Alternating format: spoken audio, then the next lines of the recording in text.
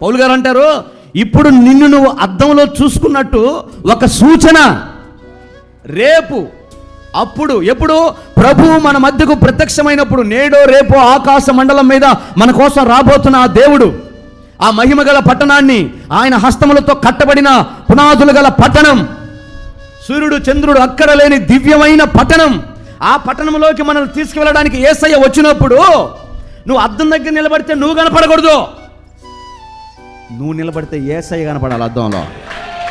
హల్లెలూయా, హల్లెలూయా. అలా కనపడాలి అంటే నీ పరిశుద్ధత సంపూర్ణమైన పరిశుద్ధతగా మారాలి, పరిపూర్ణమైన పరిశుద్ధతగా మారునుగాక. హల్లెలూయా.